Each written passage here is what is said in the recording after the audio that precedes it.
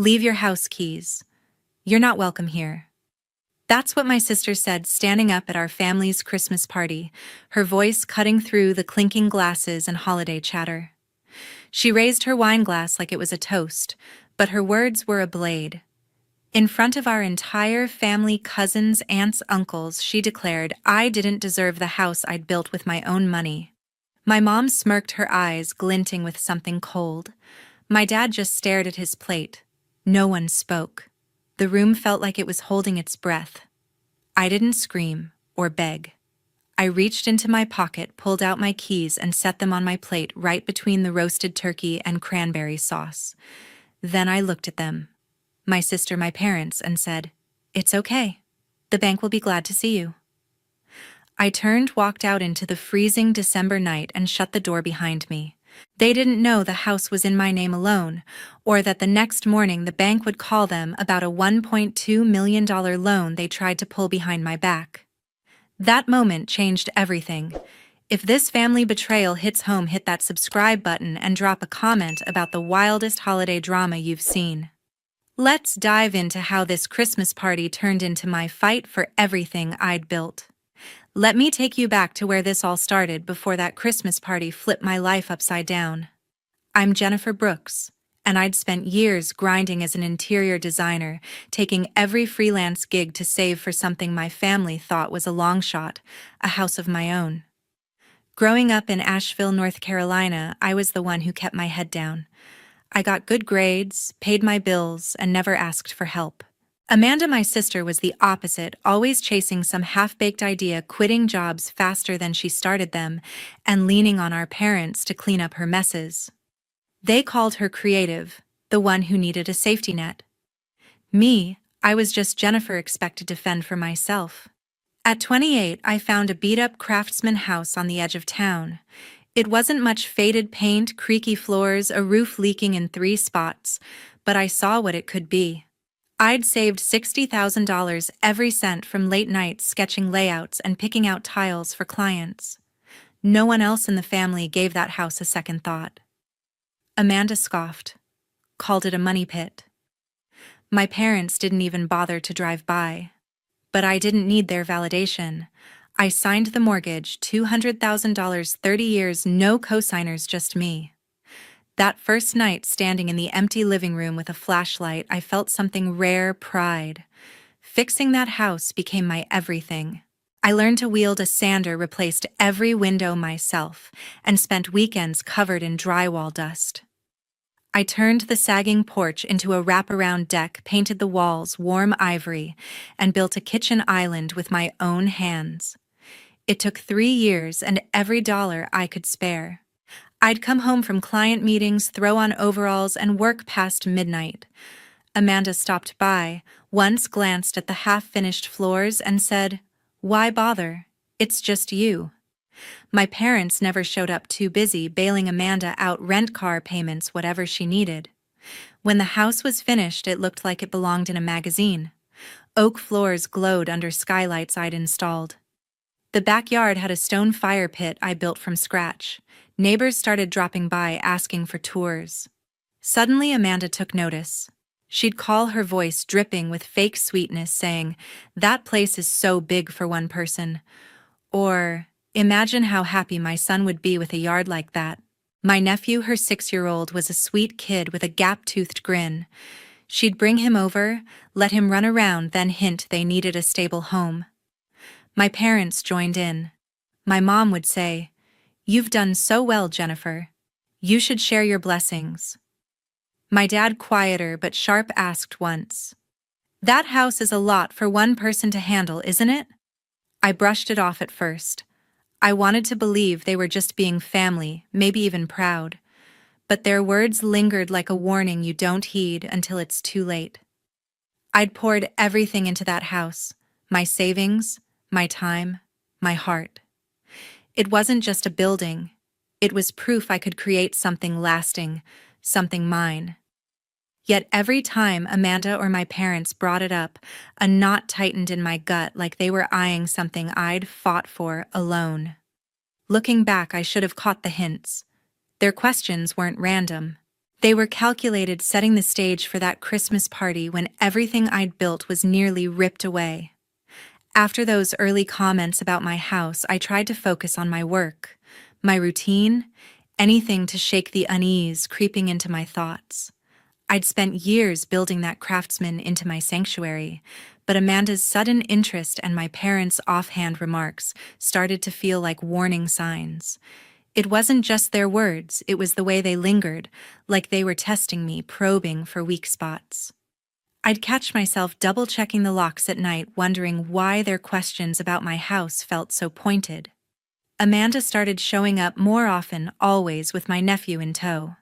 She'd walk through my living room, eyeing the skylights, running her hand over the oak banister I'd refinished. "This place is too much for one person," she'd say, her voice casual but sharp, like she was planting a seed. Once she brought up her son's school, how he needed a better environment, a bigger yard. "He'd love it here," she said, watching me closely. I smiled, offered her coffee, but my stomach twisted. She wasn't just visiting, she was sizing up my home. My nephew would race around the deck laughing, and I'd feel a pang of guilt for suspecting her. He was just a kid caught in her plans. Then my mom started calling. She'd never been one for small talk, but suddenly she was full of questions.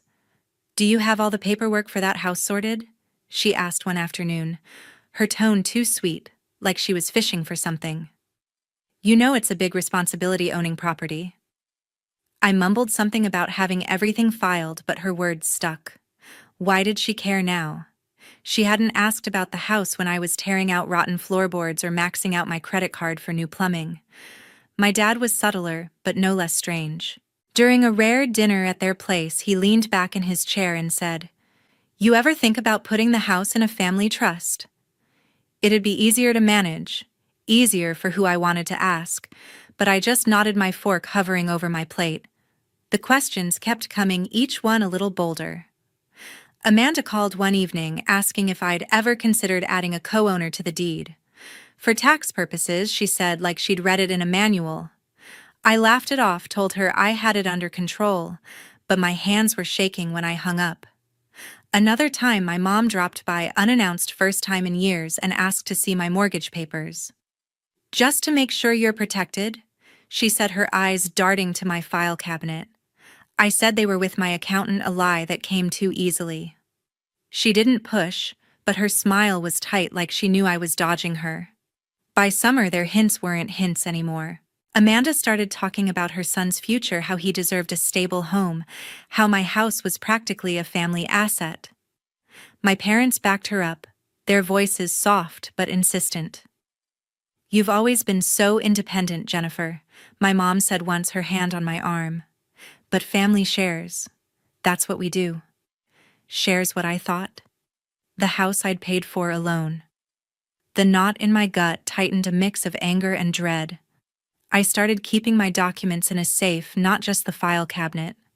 I'd lie awake replaying their words, wondering what they were planning. One night, Amanda texted me a photo of my nephew playing in my backyard, captioned, "This could be his home someday." That's when it hit me. They weren't just talking. They were building up to something bigger, something that would unravel everything I'd worked for. I didn't know what yet, but I knew I couldn't ignore it anymore. Their words, their visits, their questions, they were pieces of a puzzle I didn't want to solve, but I had to. That Christmas party was just months away, and I had no idea how far they'd go. By December, the unease I'd felt for months had settled into a quiet dread, like a storm you know is coming, but can't predict. I'd locked my documents in a safe, checked my mortgage statements twice a week, but nothing prepared me for what happened at our family's Christmas party. It was hosted at my parents' house in Asheville, a tradition since I was a kid. I walked in carrying a homemade pecan pie, hoping for a night of peace despite the warning signs. The dining room buzzed with cousins, aunts, uncles, everyone laughing, passing plates of ham and mashed potatoes, the air thick with holiday cheer. I forced a smile, trying to blend in, but Amanda's glances kept catching me off guard. Halfway through dinner, Amanda stood up, her wine glass raised like she was about to give a toast. The room went quiet, forks pausing midair. "Jennifer doesn't need that big house all to herself," she said, her voice loud, steady, slicing through the chatter. "She's not even starting a family. It's not fair to keep it from those who need it like my son." My nephew, sitting next to her, looked down, picking at his plate. My chest tightened, but I didn't speak. I looked at my mom, hoping she'd say something, anything. Instead, she smirked, her lips curling in a way that made my blood run cold. My dad stared at his napkin, his hands folded tight. No one else moved. Cousins froze. Aunts avoided my eyes. Uncles shifted in their seats. Amanda wasn't done. "Leave your house keys, Jennifer," she said, her eyes locked on mine. "You're not welcome to keep it all to yourself." The words hit like a slap, echoing in the silent room. I felt every stare, every held breath, but I didn't flinch. My mind raced months of their questions, their hints, Amanda's visits, my mom's fake concern about my paperwork. It all clicked. They weren't just asking for my house. They thought they could take it. I reached into my pocket, my fingers brushing the cold metal of my keys. I pulled them out, set them on my plate next to the untouched turkey, and looked straight at Amanda, then my mom, then my dad. "It's okay," I said, my voice calm but sharp enough to cut. "The bank will be glad to see you." Amanda's smile faltered just for a second. My mom's smirk vanished. My dad's head snapped up, his eyes narrowing. I didn't wait for a response. I pushed my chair back, stood and walked out, the front door slamming behind me. The December air stung my face as I stepped into the night, my breath visible under the streetlights. I didn't cry or scream. I just kept walking, my heart pounding with a mix of anger and clarity. Their boldness at the Christmas party, so public and unapologetic, showed they believed they had me trapped. But I wasn't defenseless. I'd secured my documents in a safe months ago, sensing their intentions weren't innocent. I'd been checking my mortgage statements religiously, watching for any hint of tampering. As I walked away from my parents' house that night, I knew something was coming. The next morning, a call from the bank would reveal just how far they'd gone to claim what I'd built with my own hands. The morning after the Christmas party, I woke up in a cheap Asheville hotel room, the weight of Amanda's words still pressing on my chest. Her demand to leave my keys, my mom's smirk, my dad's silence. It all replayed like a bad movie. I'd barely slept, my mind stuck on that moment. I set my keys on the table and walked out. My phone sat on the nightstand, buzzing with unread messages from Amanda and my parents. I ignored them, splashing cold water on my face, trying to shake the anger and betrayal.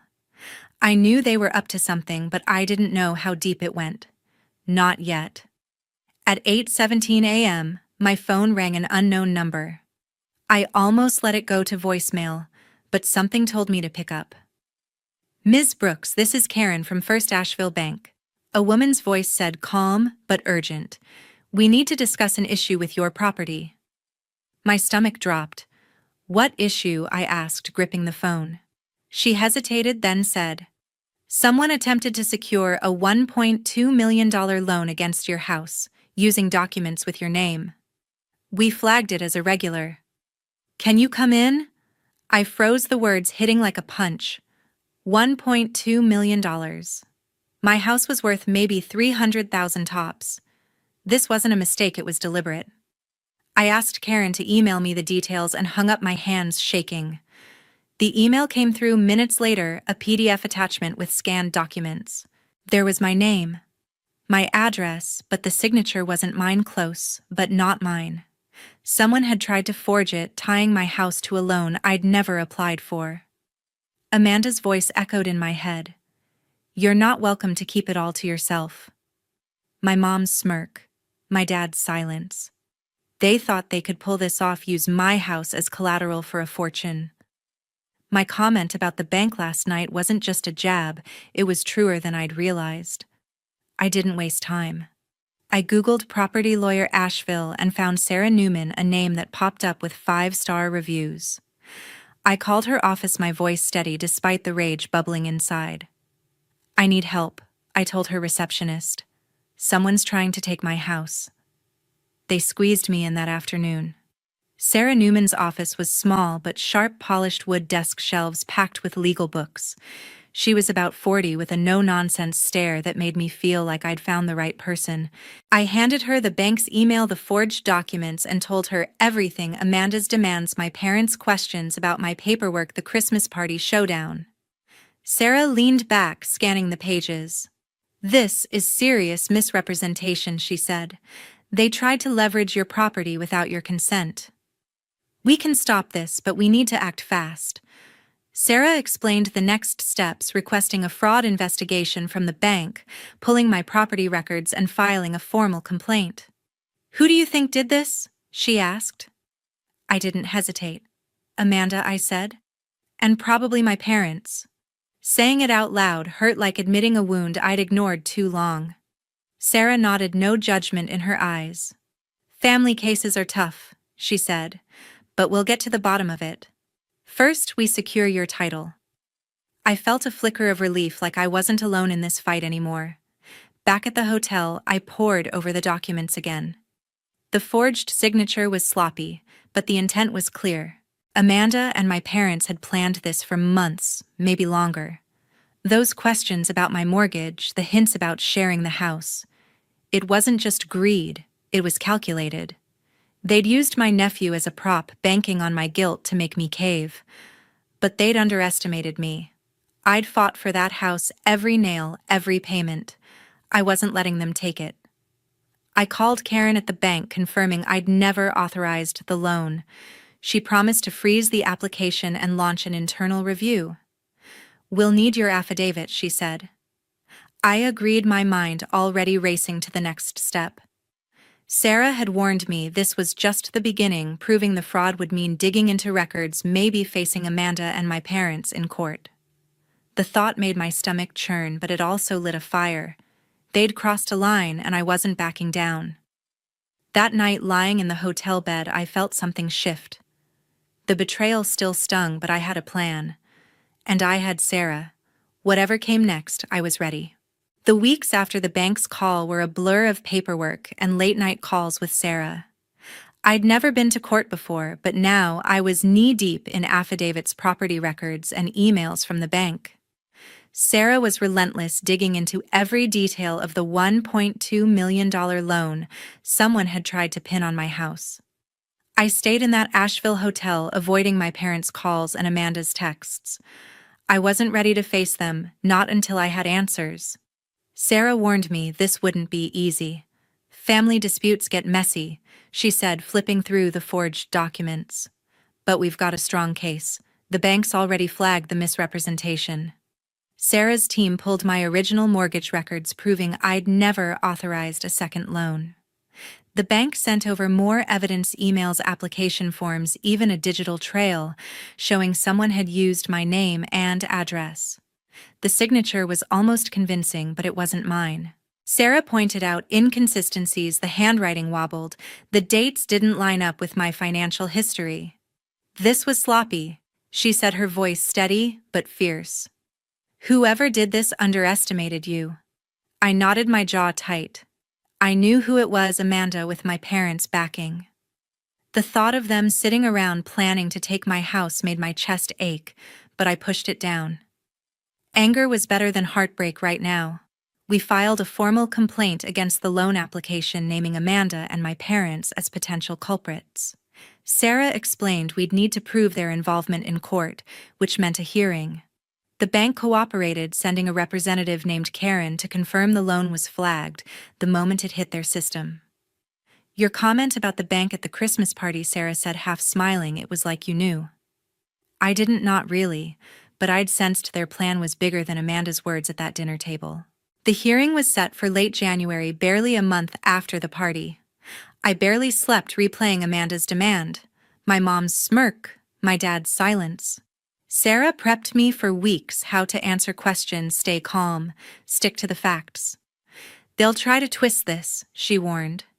"Make it about family, not the law."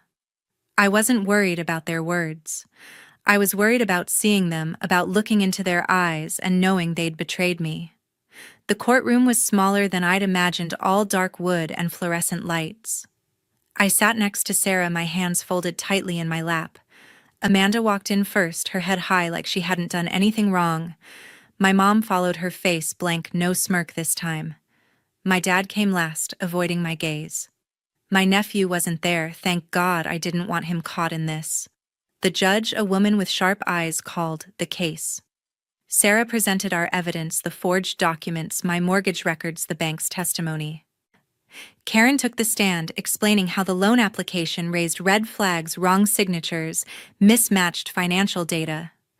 Amanda's lawyer argued it was a misunderstanding, claiming she'd only explored options for a family investment. I almost laughed. A $1.2 million loan wasn't an exploration, it was a calculated move. Sarah didn't let it slide. She pressed Karen, who confirmed the application listed Amanda as the primary beneficiary with my parents as co-signers. My heart sank, even though I'd known it was coming. They'd used my house as collateral, banking on me, folding under pressure. When it was my turn to speak, I stood, my voice steady. I bought that house with my own money, I said. I fixed it with my own hands. They never helped, never cared until they saw a chance to profit. Amanda shifted in her seat, her face tight. My mom stared at the floor. My dad's hands twitched, but he said nothing. The judge watched me, her pen pausing. Sarah followed up, showing emails between Amanda and a loan officer sent weeks before the Christmas party. They'd planned it all along, using my nephew as an excuse, my trust as a weakness.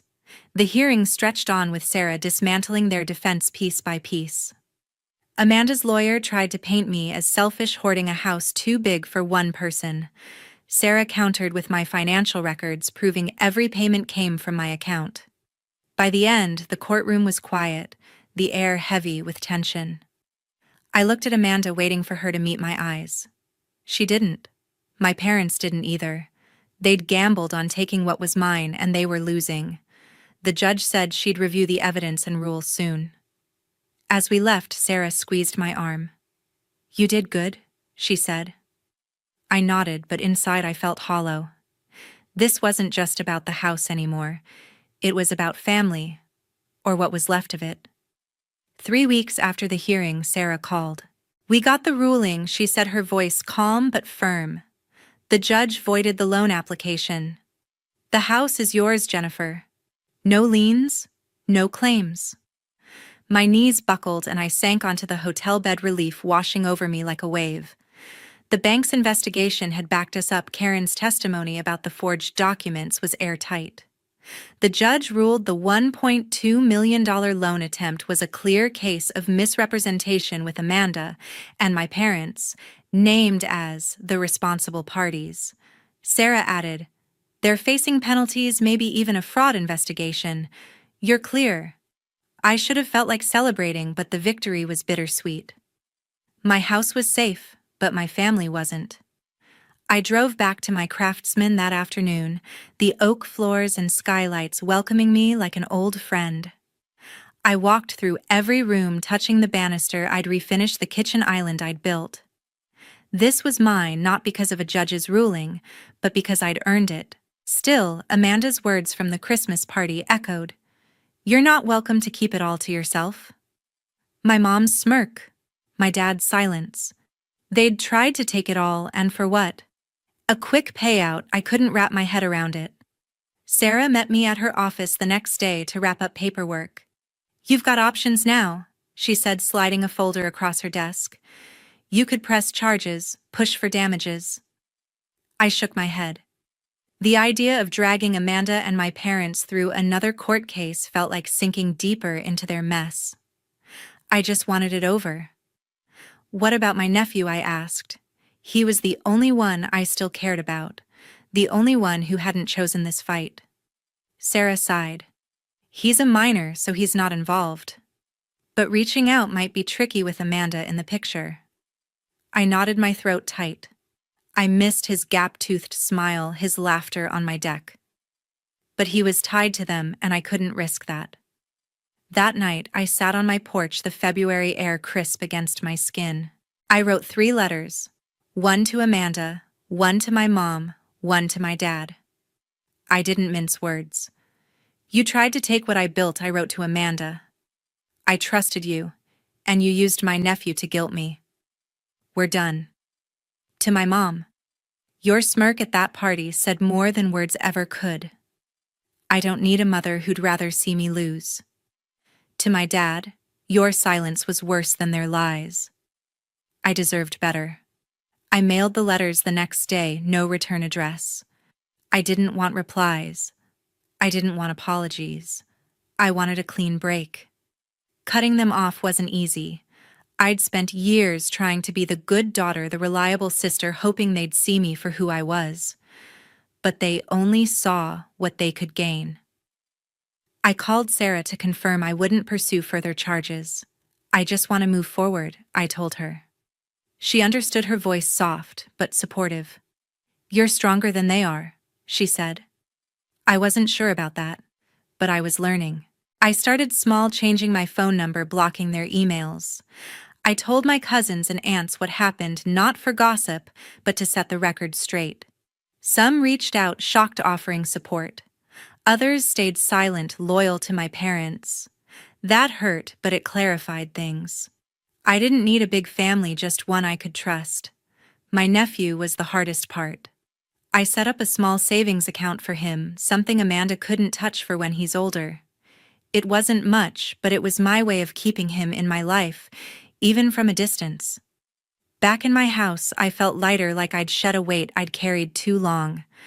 The victory wasn't just about the house, it was about reclaiming my life. Amanda and my parents could face their consequences without me. I'd fought for what was mine, and I'd won. Now I had to decide what came next, not just for the house, but for me. The road ahead felt open, uncertain, but mine to walk. A year had passed since that awful Christmas party, and I was determined to make this one different. I stood in my craftsman house in Asheville, the oak floors gleaming under the skylights I'd installed with my own hands.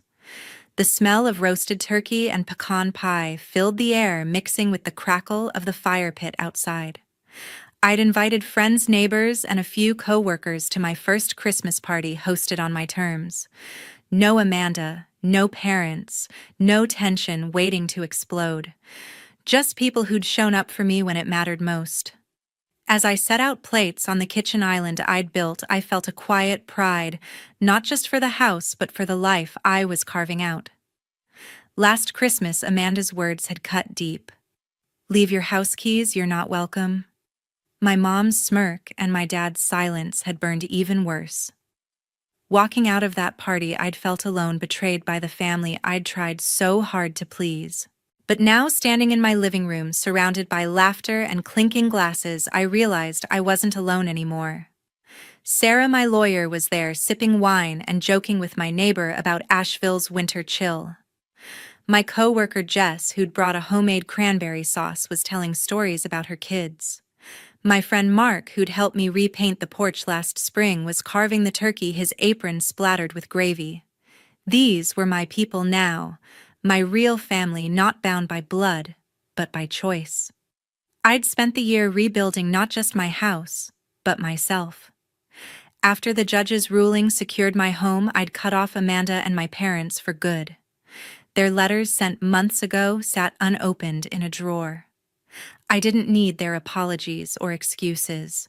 They'd tried to take what I'd built using a forged loan application to claim a fortune that wasn't theirs. The bank's evidence, paired with Sarah's relentless work, had stopped them cold. My offhand comment that night, "The bank will be glad to see you," had turned out to be more prophetic than I'd known.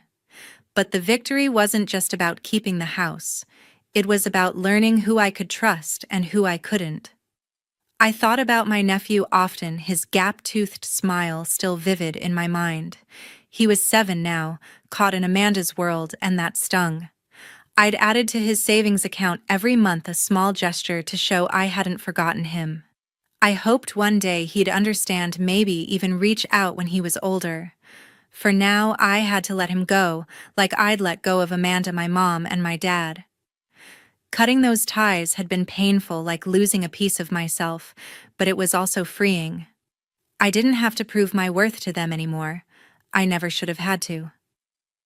As the party hummed along, I stepped onto the wraparound deck, the fire pit casting a warm glow. Jess joined me, handing me a mug of hot cider. "You've got a good thing here, Jen," she said, nodding toward the house. I smiled, the warmth of the mug seeping into my hands. "Took a while to get here," I said. She didn't know the whole story, just bits I'd shared about family drama, but she didn't need to. She'd shown up with that cranberry sauce, no questions asked. That was enough. I looked around at the faces in my home, friends who'd helped me move furniture, neighbors who'd dropped off casseroles when I was stuck in that hotel, Sarah who'd fought for me when I couldn't fight alone. This was what family meant, I realized. Not the people who shared your last name, but the ones who saw your value, who stood by you when things got hard. My parents had called me selfish for keeping this house. Amanda had said it was too big for one person. They were wrong. This house was exactly the right size for the life I was building, for the people I chose to fill it with. The past year hadn't been easy.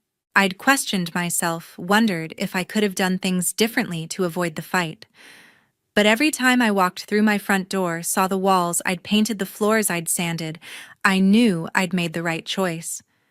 This house wasn't just a building. It was proof I could stand on my own, proof I didn't need their approval. I'd fought for it, not just in court, but every day I chose to keep going, to build something better than what they'd tried to take. As the night wound down, I raised a glass, my voice steady. "To new beginnings," I said, looking at the faces around me. "And to the people who make them possible."